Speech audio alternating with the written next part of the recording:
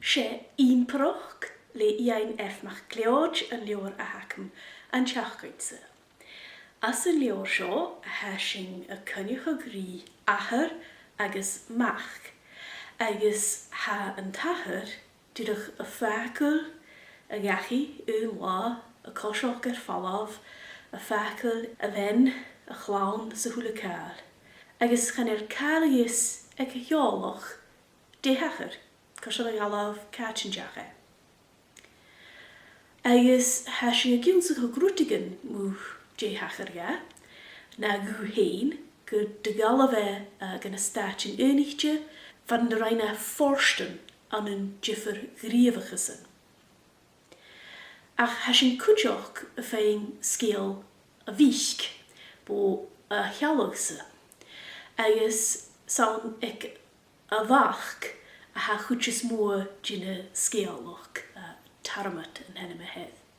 Ha mi dol levig krimak yn draste far a vel tarmat ek tieldochug. As e mjorachug es behe agos bas.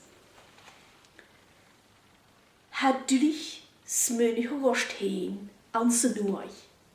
Fiws na the haus shesu rytyf che osgurge.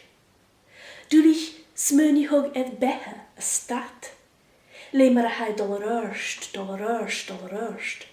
Agos nionoch nach ar e torstorst smyrnig hog baroch. Carson a ha sio o dragor am chomor. Carson na ha dynja ho savoltjen yn behe. Ed no y fel sy'n natroch, edd yn tyfile, se aatje oeversach, goethe se via sy'n deur.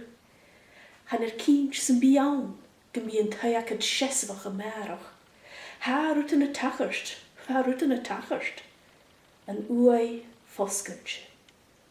Agus y chosioch, hleutoch, dieroch y dolle hoosjechug. Wel, ha tarmat, mach yn ddyn galaf.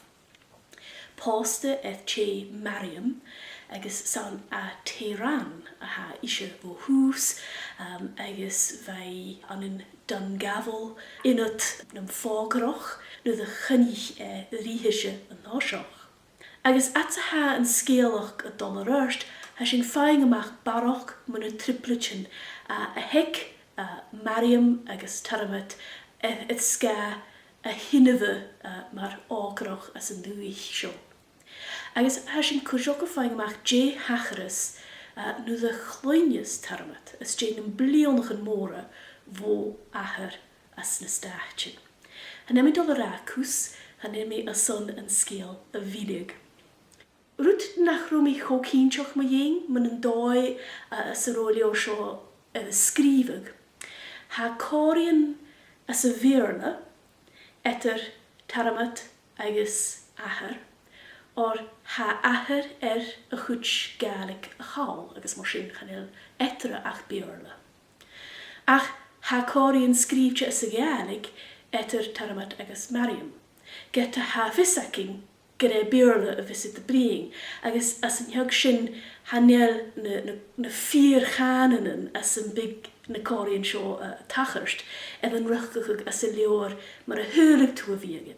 Ach sy'n roing yn úter, agos ma surin út sy'n chwr yn dawn y tyf, se leor oosach einsinach a haun, ma yng kellichen, tjolich, kuach, agos politics, groichen etter nasiente, agos gajara heen mar a han cheetel graring ma yng Ìmpireachd.